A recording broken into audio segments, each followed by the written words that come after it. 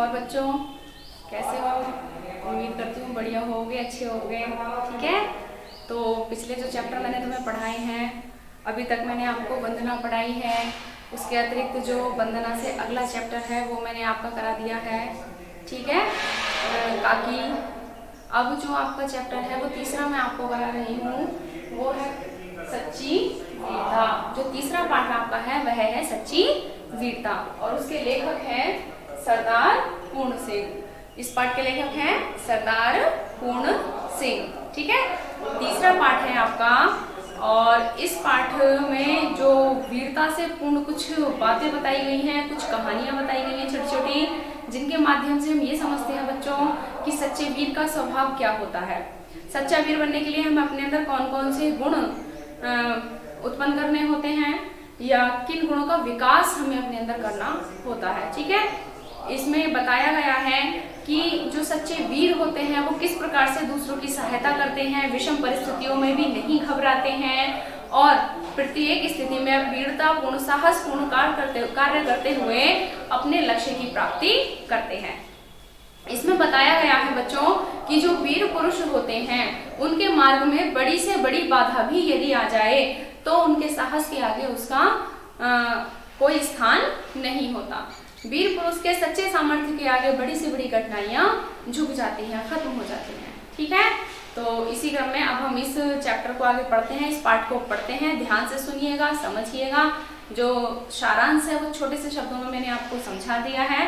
अब मैं पाठ स्टार्ट कर रही हूँ। ठीक है, इसकी मैं साथ के साथ व्याख्या करती चलूंगी, आपको समझाती भी चलूंगी। ठीक है, तो देखिए, सच्चे वीर पुरुष धीर, गंभीर और आजाद होते हैं। सच्चे वीर पुरुष कैसे होते हैं?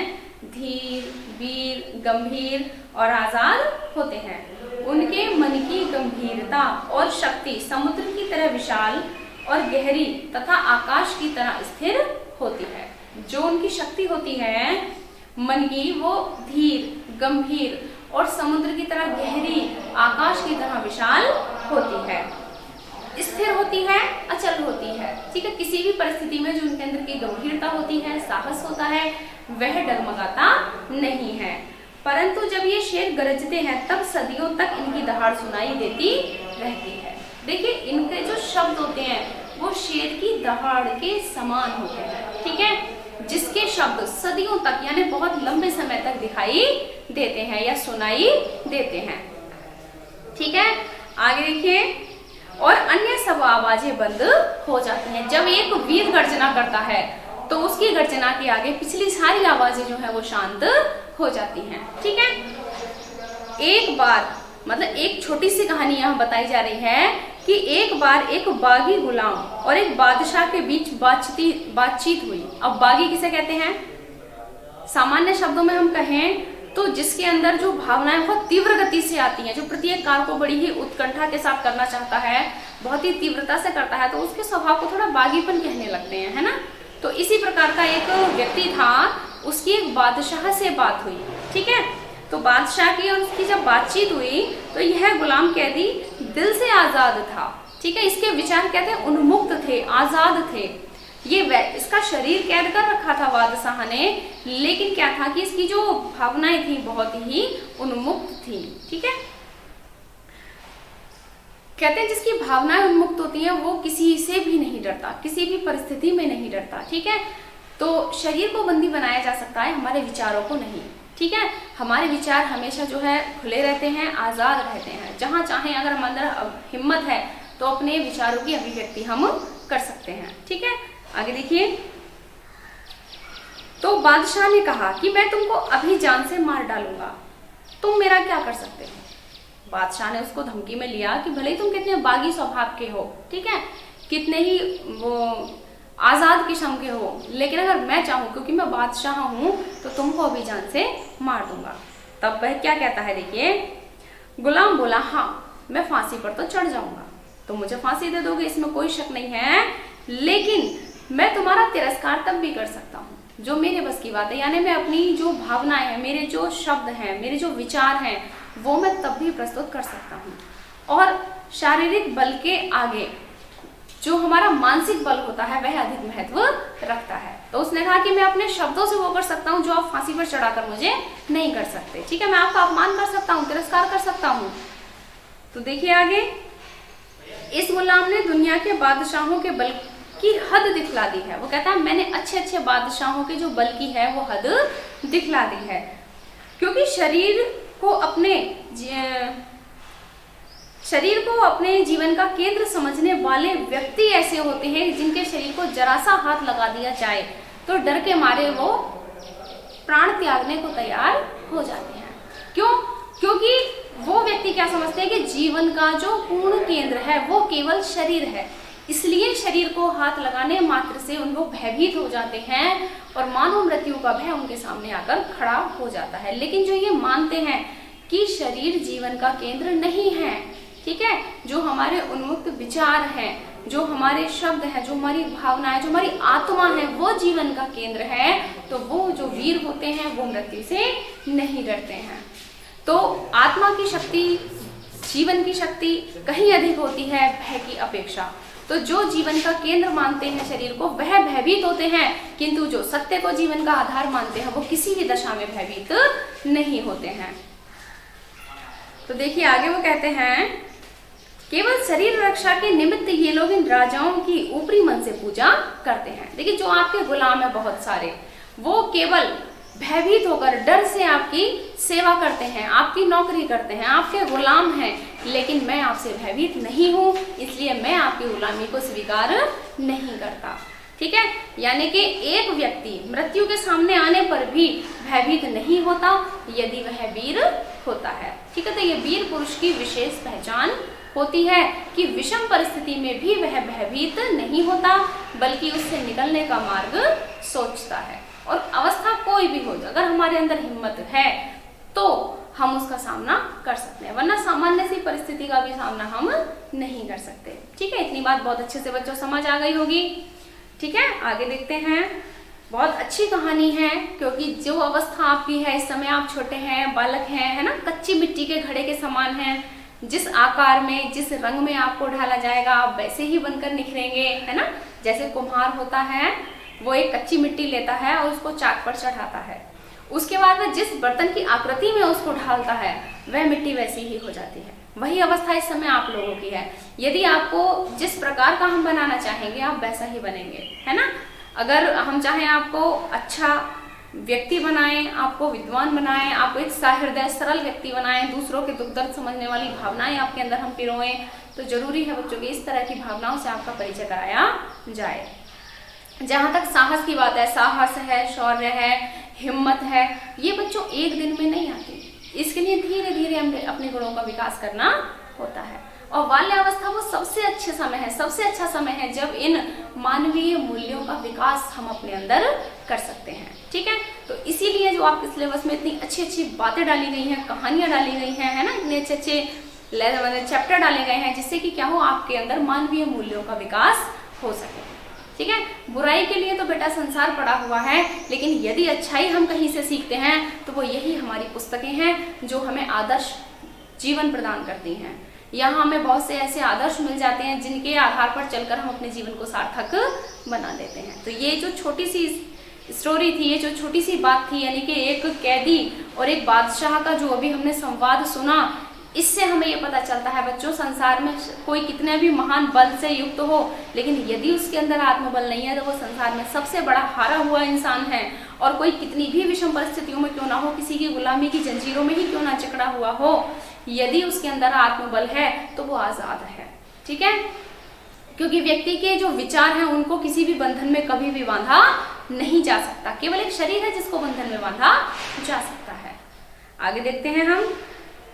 सच्चे वीर अपने प्रेम के जोर से लोगों के दिलों को सदा के लिए बांध देते हैं। देखिए, जो सच्चे वीर होते हैं उनके प्रेम से हम लोग सदैव के लिए बंध जाते हैं। अब सच्चे वीर देखिए, चंद्रशेखर आजाद थे, भगत सिंह थे, और भी बहुत से ऐसे क्रांतिकारी थे जिन्होंने हमारे उज्जवल भविष्य के लिए अपने प्राण दांव पे लगा दिए।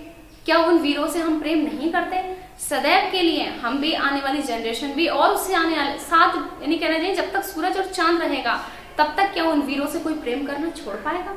कदापि नहीं, है ना। उनसे हम लोग सदैव प्रेम करेंगे, क्योंकि वो एक सच्चे वीर थे। उन्होंने अपना स्वार्थ नहीं देखा, अपना हित नहीं देखा, बल्कि हम लोगों के हितार्थ उन्होंने अपने प्राण दे दिए, है ना। तो आगे देखिए,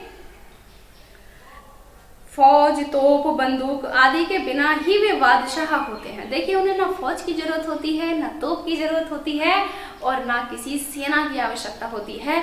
वो अपने आप में बादशाह होते हैं। कहते हैं ना, जो अच्छे विचारों वाला इंसान होता है, जो हिम्मत वाला होता है, वो खुद ही बादशाह होता है। उसे किसी की रियायत की आवश्यकता नहीं होती। आगे देखिए, मंसूर ने अपनी मौज में आकर कहा कि मैं खुदा हूँ। ठीक, मंसूर को एक व्यक्ति था जिसने ये कहा था अहम ब्रह्मास्मि, यानी मैं ही ब्रह्म हूँ, मैं ही खुदा हूँ। ठीक है, दुनियावी बादशाह ने ये कहा कि काफिर है।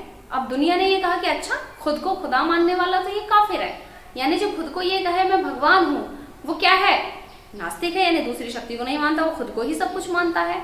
कहा कि ये काफिर है। मगर मंसूर ने अपने कलाम को बंद ना किया। वो अपनी बात कहता रहा कि मैं ही ब्रह्म हूँ, यानी कि मैं सब कुछ हूँ, मैं खुदा हूँ। पत्थर मार मार कर दुनिया ने उसके शरीर की बुरी दशा की। ठीक है, उसको पत्थर मारे गए कि ये तो पागल है। पर मर्द के मुंह से हर बार यही शब्द निकला, अनहलक। अनहलक माने अहम ब्रह्मास्मि, मैं ही ब्रह्म हूँ।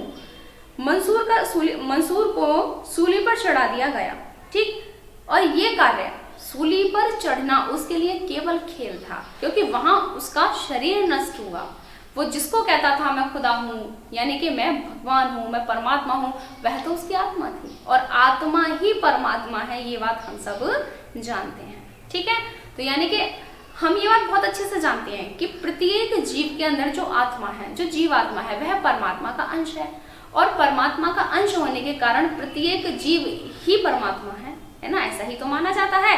उसी आधार पर वो कहता था मैं ब्रह्म हूँ, मैं ही सब कुछ हूँ, मैं ही खुदा हूँ, और लोग उसको पागल समझते थे। जबकि वह सच बात कहता था कि प्रत्येक जीव के अंदर परमात्मा का निवास होता है, हमें सभी का सम्मान करना चाहिए, सभी का आदर करना चाहिए। आगे देखिए, महाराजा रणजीत सिंह ने फौज से कहा अटक के पार जाओ। ठीक, अटक चढ़ी हुई थी और भयंकर लहरें उठ रही थी। अटक माने नदियां, नदी चढ़ी हुई थी और भयंकर लहरें उसमें उठ रही थी। जब फौज ने कुछ उत्साह प्रकट ना किया, तब वीर को जोश आया। महाराज ने अपना घोड़ा दरिया में डाल दिया। दरिया माने नदी, कहीं जा रही होगी उनकी फौज, तो महाराजा रणजीत सिंह ने कहा कि हाँ भाई नदी पार करो। अब नदी चढ़ी हुई थी, बहुत पानी था दरिया में। तब जो उनकी सेना थी उसने कोई उत्साह न दिखाया और यथावत अपनी जगह पर वो खड़े रहे। तब वीर को बहुत उत्साह आया। उसने कहा अच्छा, मैं ही लोगों के अंदर उत्साह का संचार करता हूँ, और उसने अपना घोड़ा जो है एकदम दरिया की ओर बढ़ा दिया और दरिया में डाल दिया। डाल दिया मतलब ये नहीं गिरा दिया, मतलब नदी पार करने के लिए उसने अपना घोड़ा पानी में उतार दिया।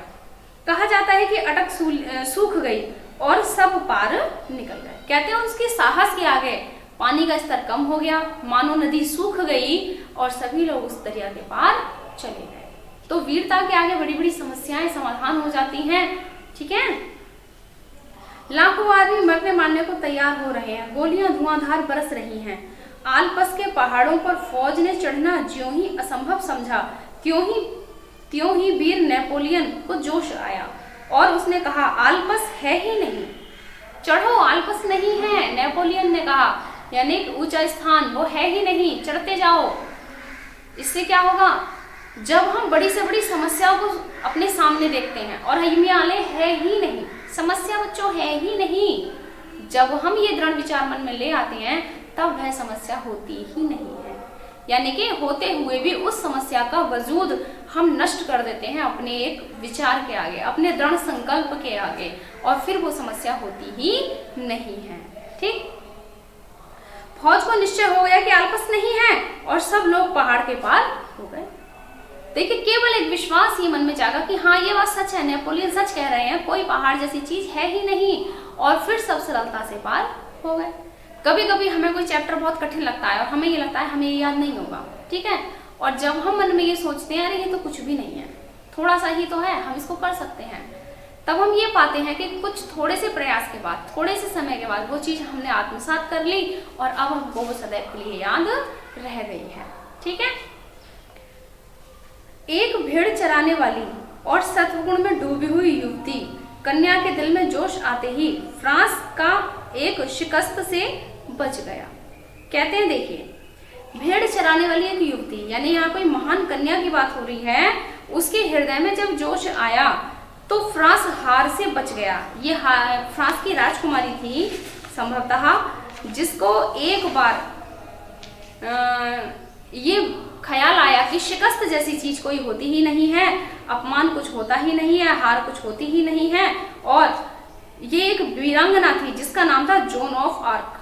ठीक है, जोन ऑफ आर्क को ये मन में विश्वास हुआ कि हमारा फ्रांस कभी हार नहीं सकता, और वो युद्ध क्षेत्र में उतरी। उसने प्रयास किया और उसने फ्रांस को एक बहुत बड़ी शिकस्त माने हार से बचा लिया। ठीक है, तो ये सब हमारे दृढ़ विचार ही हैं, हमारे संकल्प ही हैं जो बड़ी बड़ी समस्याओं से हमें बाहर निकाल देते हैं। वीरता की अभिव्यक्ति कई प्रकार से होती है। कभी उसकी अभिव्यक्ति लड़ने मरने में, कभी खून बहाने में, कभी तलवार तोप के सामने जान गंवाने में होती है, तो कभी जीवन के गूढ़ तत्व सत्य को समझने तलाशने में होती है। बुद्ध जैसे राजा विरक्त होकर वीर हो जाते हैं। देखिए, गौतम बुद्ध का नाम सुना होगा, पहले राजा थे, लेकिन जब उन्होंने सब मोह माया त्याग दी तो वीर हो गए, है ना। वीरता एक प्रकार की अंतः प्रेरणा है। देखिए, हमारे अंदर जो एक प्रेरणा है, यानी हमारी अंदरूनी शक्ति है, वो अंदरूनी शक्ति यानी कि हमारे मन की शक्ति है। मन की